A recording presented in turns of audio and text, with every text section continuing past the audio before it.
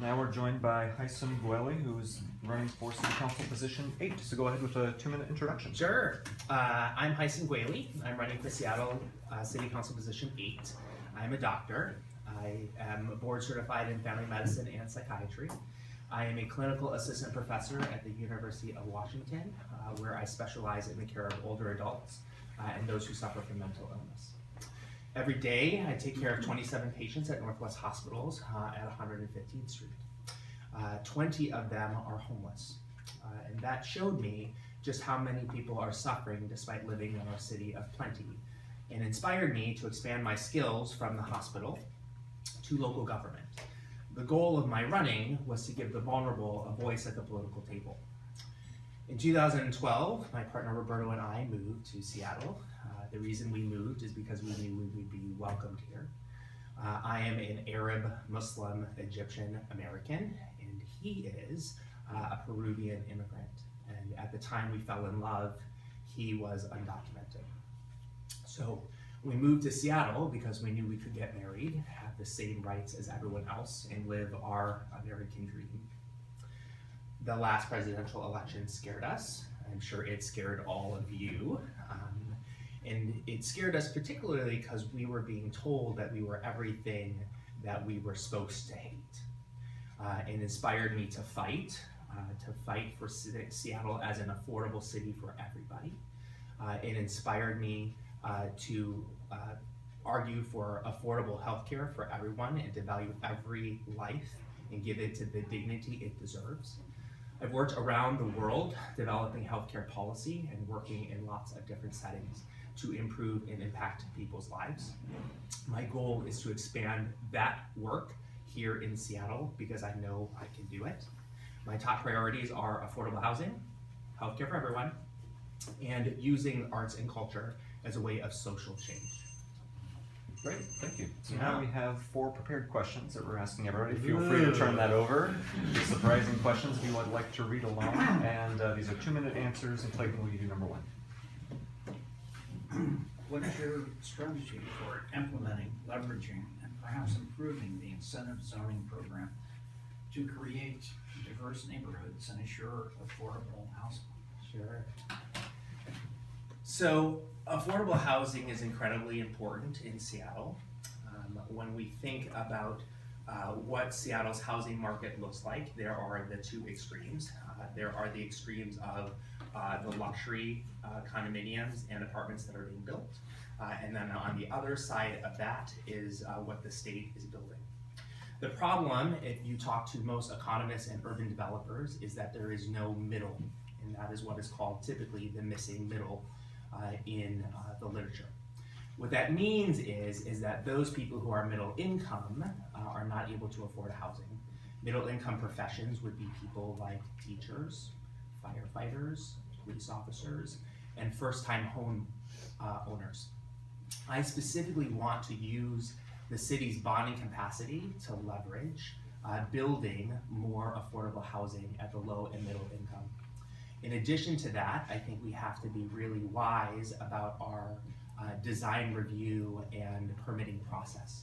And what I specifically mean by that is that right now, at the time of permitting, it takes 2 years to put a shovel in the ground from when you decide you want to build a place.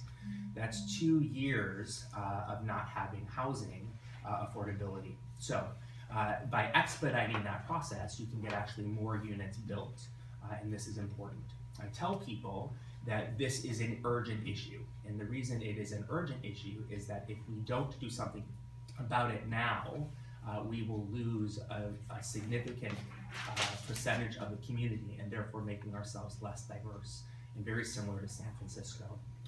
The analogy I make to people is this, is that if I treated patients the way Seattle treats the housing market, I would have a lot of dead patients.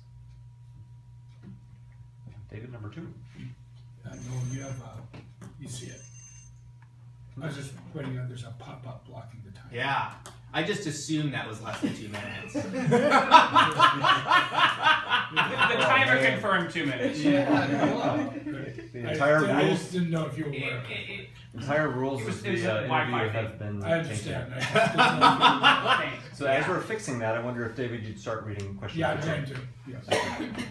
In your view, what is the city's role in assuring equal educational and achievement opportunity in Seattle Public Schools? Yeah, I love this question because I'm an educator myself and think that education is incredibly important. My parents moved from Egypt for the purpose of education for their kids. They really wanted to give their kids the best opportunity affordable to them. So they left everything that they knew and basically came to this country so that they could actually provide a better life for all four of us. They told us the way out of poverty, because we were living in a poverty-stricken neighborhood, is through education and only through education. And that you must learn and you must work. My parents spent lots of time with us, educating us outside of the public school system. Now, specifically related to what Seattle can do, there are a couple of things. The first thing is to invest in arts education. And the reason why this is important is because arts education, what we know is increases cognitive skills in both STEM studies and also in creative and imaginative thinking. We know the more arts education you get, the better you actually do overall in your lifetime and the better your economics actually are. We also know that arts education basically encourages creative thinking and creative problem solving to solve more difficult issues. And what we also know about arts education is that when we're talking about lower socioeconomic classes, that you can actually decrease the education disparity through arts education. The reason this is important is that not everybody is going to be a math and science logical learner. As a psychiatrist, I know this. There are lots of intelligences. There are 9 intelligences, and only one of them is math and science. The other ones can be leveraged through the arts, which is incredibly important to me. In addition to that, you have to build housing in neighborhoods that people want to live in, which means that you can't just have 1-bedroom places in desirable neighborhoods. You have to build housing that basically allows people to have a family so they don't have to move out to the suburbs. Right, John, number 3. What are your specific recommendations for completion and follow-up steps of the Seattle Police Department consent decree and ongoing steps to improve department relations with Seattle's residents? Yeah. So there have been great strides in what the Seattle Police Department has been able to do over the past couple of years under this consent decree. I think that there is still more work to be done. And the work that has to be done really relates to building trust again. As a psychiatrist, we are consistently trying to de-escalate patients. This is something that I do on a daily basis when patients are agitated and irritable. This comes in the form of CPI training, and so I think it's really important that the Seattle Police Department be updated and kept updated on CPI training for those who are mentally ill. I also think that what we need to be doing is measuring our police response. What it basically means is that when a police person is called, there is an incredible disparity between how many police show up for the complaint. So, for example, like a break and entering, you may not get a police officer for quite some time, compared to if there is someone that basically is called, and then basically you get like 20 police officers that then shut down the whole street and then escalate the situation. And this is how people get into trouble. So a lot of the people that we're talking about that get involved with the police do have mental challenges. And we see them come into the hospital all the time, typically restrained. And there are lots of ways to de-escalate this. Things that are typically done in the hospital is food is a universal sign of goodwill. So basically offering food to people makes people feel more comfortable. In addition, not inundating a person and then coming straight at them. And there's lots of techniques to de-escalate people who are mentally ill. So what I am really interested in is how do we rebuild this trust? And how do we use tools that we already know that basically can de-escalate situations and prevent people from being injured? Right, Elizabeth, number 4. What is your strategy for dealing with homelessness in Seattle? Yeah. I'm very interested in this, primarily because my hospital is full of those individuals who are homeless. What we've also seen in healthcare in particular is that because there are no places to send individuals, the hospital is housing these individuals, which is incredibly expensive for not only the hospital but for taxpayers and for our society. So I am very interested in providing affordable housing, but at the present you have to do two things for homelessness. One, you have to prevent people from becoming homeless, which means that those individuals who are one paycheck away from becoming homeless have to have an avenue to stay in their homes. A lot of the patients I see are elderly, and these individuals with high medical costs end up being literally one paycheck away or one property levy away from actually being in a hospital completely homeless, right? So one, we have to address that strategy. That can be done in any number of ways. You can expand the voucher program, for example, to basically, through Section 8, to basically allow more people to stay in their homes and actually meet market rate. The second thing you have to do is those individuals who are presently homeless have to be housed, right? And there has to be a sense of urgency about that, right? It can't be like, yes, it's a great idea that we do this. It has to happen. What we are actually seeing is more individuals are becoming homeless. What we know about the homeless population from the last report that was done is 70% of them were born and raised in Seattle. That is a significant problem. So you follow the Poppy plan. Poppy basically came up with really great recommendations, which basically involves the idea of crisis shelters that are easy to get into. You get to stay there while you're basically looking for a new house. They work with you to find housing placement and job placement. You work with individuals to make this a small, discrete episode and a never again event.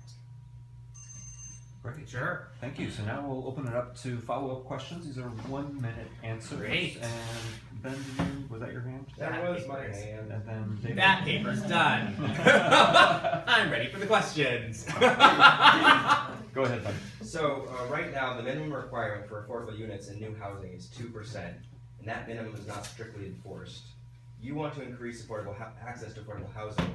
What would you advocate raising that minimum to, and how would you strictly enforce it? Yeah. You know, it's really interesting because I talked to a bunch of urban planners and developers about this 2%, and I said, like, is it possible to raise it? And what all urban planners, they say is that it wasn't the grand bargain, it was the grand extortion. And specifically what it means is this, is that there is a specific problem of increasing it, because what happens is that developers can say to you, we just won't build, which only causes housing market rates to go up, because it limits the supply. And so there has to be sort of a very tenuous balance about what we're specifically doing about that 2%, 5%, 8%, yeah? What's really important is that if individuals are not investing in affordable housing, is that the money that they're supposed to be putting into the fund is actually collected and actually put into building affordable housing. I don't think anyone here is surprised that we left $4 million on the table and didn't basically invest it. And what's really interesting is that if you actually look at the auditing numbers, there is no mechanism to account for this money, right? Or who's keeping track of it, or where that money's supposed to be going. So there has to be a system specifically to develop that as well. All right. Additional questions? David and then John? You're running for a highly contested open seat. Sure. And against several of the candidates are well-known Yeah. members of our community. Yeah.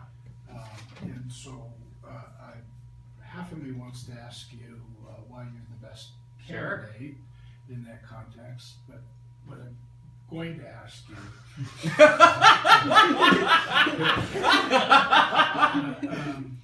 is what is your strategy to win this seat? What makes you think you can thread this needle in Yeah. city council?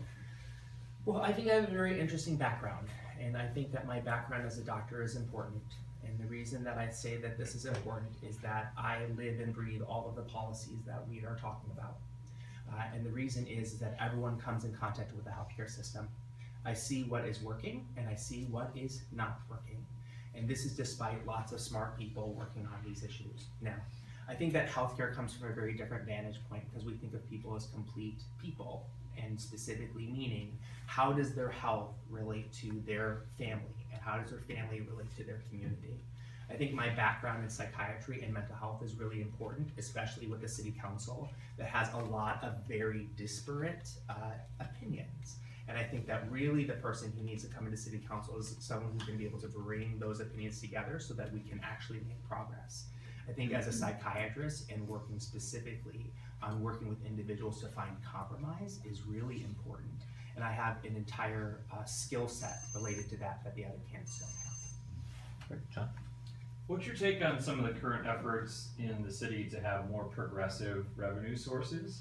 There's a current effort underway. Do you think, what's your take on that current effort? And do you think there's any other creative ways we create more progressive revenue sources for the city? Sure. Well, I mean, I think that when you look at our tax structure being incredibly regressive, you ask the question of like, how do we have all of these, how do we fund all of these wonderful social programs that we believe in, that we believe everyone should be able to have, while just using sales tax, which is regressive, and using property levies, which is basically pricing people out of their homes. So I think the direction that the city council is going right now, specifically of having a city income tax, is the right direction. And I know that there's legislation specifically on that and will be voted on in July, and I think this is incredibly important. As someone who is a doctor, who is fortunate enough to be at a higher income, I think this is important. I think that we as doctors need to be giving back to our community. I think we who have wealth need to be giving back to the community, because I think that when everyone is successful, this is a better place for us all to live. Great, additional questions? Additional questions? Got time for 2 or 3 more? John, or Ben, sorry. So the mayor recently said that what we were doing with the homeless was not a sweep. How do you feel about his statement there and the strategy for dealing with the homeless population that way? Oh, man. It's hard not to call it a sweep, right? Especially with what he's doing is basically going in and sweeping people up, right? So it's really fascinating to me when we were at that debate, watching him turn the card no. Now, do I think they're sweeps? Yes, I think they're sweeps. Are sweeps a problem? Absolutely, and there is a reason. Sweeps are traumatizing for lots of reasons. Is that these are individuals who basically are connected to a community. When sweeps happen, they lose that community. It's a traumatic event to lose all of your belongings. And what people don't think about is a lot of these individuals are using our federal qualified health centers. And once they are swept out of their places, they lose their health care completely, right? And have to reestablish their health care, right? Through either another federal qualified health center or using our transportation to actually get their medical care. In addition, in the sweeps, because they actually happen abruptly, people have the opportunity to lose their medications and lose the things that are incredibly vital to them, right? I think these are traumatic events. Jason, do you have one? I'm curious, if you win, will you continue to practice as a doctor? Yeah, I get this asked a lot. I think it's important to actually be involved with the community, and I think it's important to know what is actually happening. I start work at 5:30 in the morning, so I see my first patient at 5:30 in the morning. I would obviously not be able to continue full time, but I do think it's important for me to be involved with the geriatric population, because there is a geriatric psychiatrist and a gerontology shortage in Seattle. My plan is to work from 5:30 in the morning to 8:30, do city council, and then have an afternoon clinic for my elderly patients that I continue to follow. I think this is incredibly important. I think, yes, city council is a full-time job, but I think taking care of patients really is also equally important to me. I did not decide to run for politics because I wanted to be a politician. I decided to run because I wanted to see improvements in the system. And I can't do that if I'm not seeing it with my own eyes, taking care of people. Great, so we're about out of time. If you want to take 30 seconds for a closing statement. Sure. I'm Hisam Goueli. I'm running for City Council Position 8. I think what makes me unique for this position is that I am an expert in healthcare and I'm an expert in psychiatry. I care very much about what happens to my patients, and my patients are my family. I tell patients that when I see you, you will always be a part of my life, and if you run into any trouble, you should call me. because I believe that there is something special between having a patient and a doctor relationship. What I would like to do is expand that to local government so that I can work with other individuals to meet people's basic needs and provide a better quality of life for everybody. Great. Thank Yeah. you very much. Thank you.